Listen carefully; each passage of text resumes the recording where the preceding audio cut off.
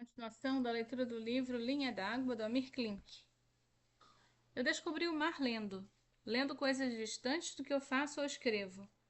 Cordel primeiro, depois Pessoa, livros ruins de histórias verdadeiras, outros muito bons de histórias inventadas. Esgotei os neurônios de tanto estudar escritos franceses do século XIX. Tarefa inútil.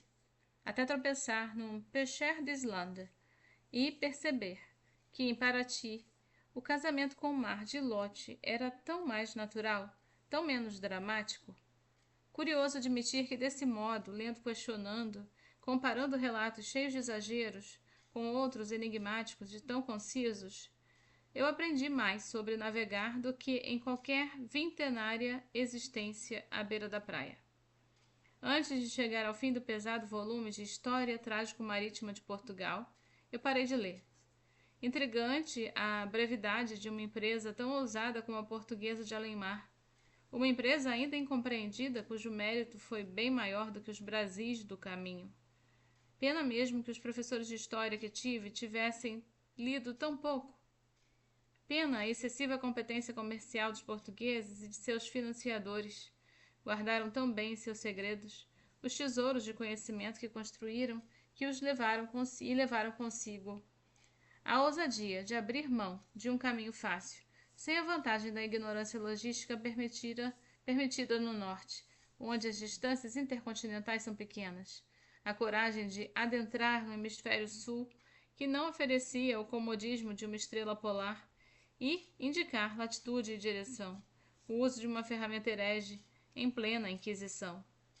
O cálculo da latitude pela passagem meridiana, a inauguração, com 5 séculos de antecedência, da mais importante ciência de gestão pública moderna, o georreferenciamento, usando portulanos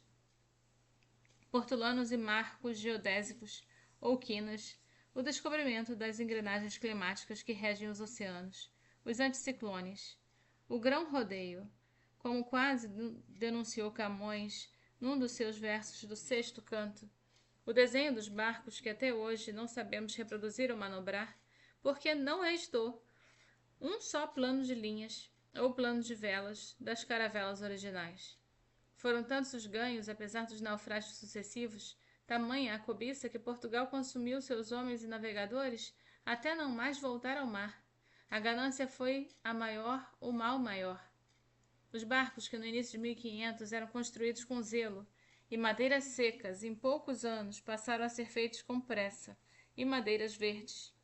O cabo de acesso ao mar sem fim, na ponta da África, foi respeitado em suas precisas datas de passagem, até que lucros cada vez maiores anteciparam as passagens de ida e retardaram as de volta, ao custo dos naufrágios cada vez mais frequentes. As depressões e correntes sul-africanas não perdoaram a troca de ousadia navegante pela prepotência mercantil.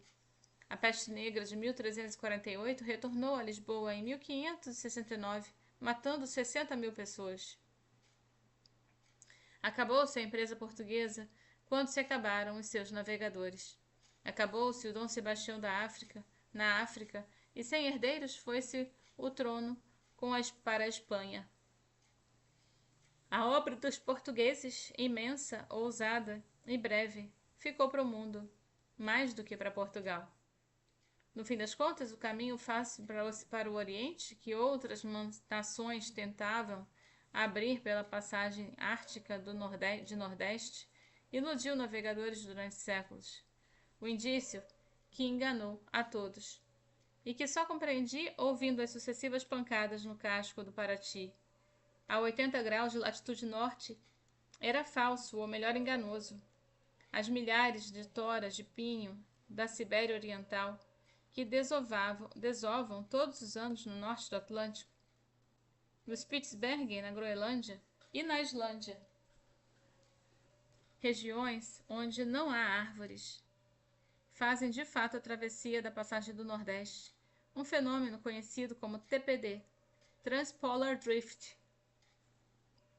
A conclusão era óbvia: se as madeiras atravessavam o Ártico, flutuando do Oriente para o Ocidente, os navios deveriam poder passar na mesma direção ou na direção oposta, No entanto, o caminho das toras não há indício de passagem para navio nenhum. Elas não vêm flutuando pelo mar, mas presas na banquisa, numa deriva glaciar de vários séculos. A ligação marítima com o Oriente, se foi possível, é graças à ousadia da obra portuguesa por um caminho longo, trabalhoso, mas viável, e que perdura até hoje. O caminho pelo sul. Antes que a minha obra se acabasse nas encostas de Itapevi, ou que eu terminasse meus dias na soleira de um banco, eu fiz nova parada no fim do ano. Passada a decepção do bug do milênio, só se falava nos 500 anos de descobrimento do Brasil.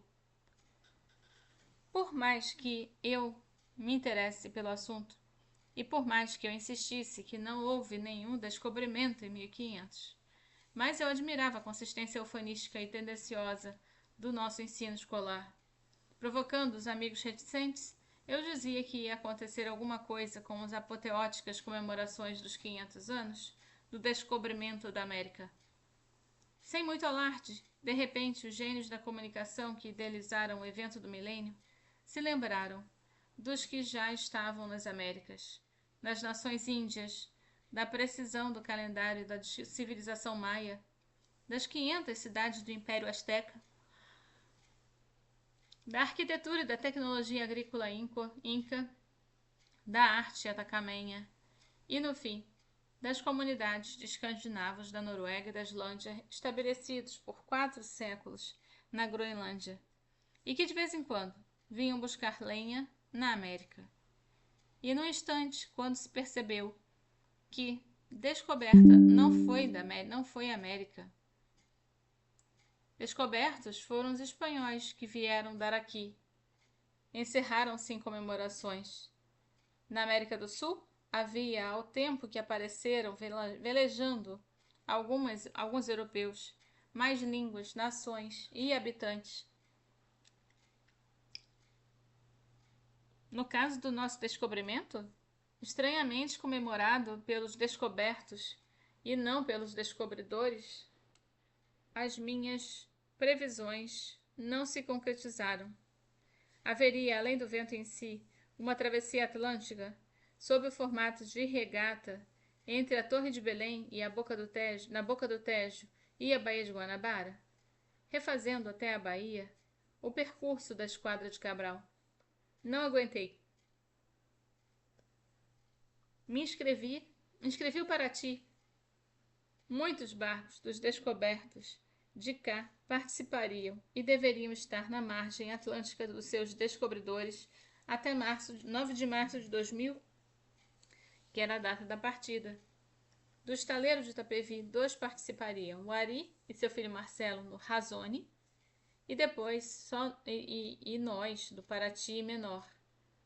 Pela primeira vez eu concedi maioridade ao Barco Vermelho. Em janeiro, logo após o nascimento de Nina, eu arranjei o emprego de navegador num rally famoso e polêmico que ia de Dakar até as pirâmides de Gizé. Eu confiei ao Fábio a tarefa de levar o carro.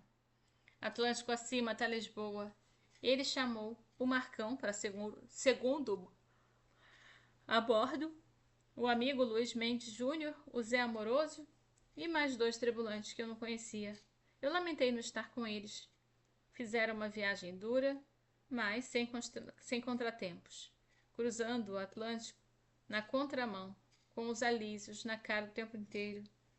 Quando quase tive uma taquicardia em Lisboa, quando os encontrei vivos e relativamente saudáveis.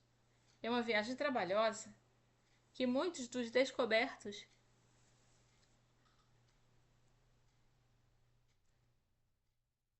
deixe-me ver, não conseguiriam completar. Eu estava feliz, pai de 3 meninas, eu vi as 3 pirâmides e agora estava prestes a fazer a mais deliciosa de todas as travessias, o Atlântico ladeira abaixo, a favor do Brasil. Eu não sou particularmente doente por ralis, menos ainda de automóveis.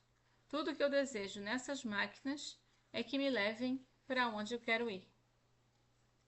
E que não aborreçam no caminho, pois a experiência automobilística na África foi uma bela surpresa.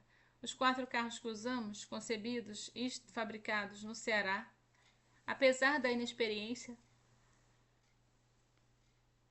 e do apoio subdimensionado, com apenas 2 santos mecânicos, completaram a prova. De 8 pilotos, só o Fadigate não entrou rodando pela faixa de chegada no Cairo, por ter quebrado uma vértebra na Líbia, de vingança.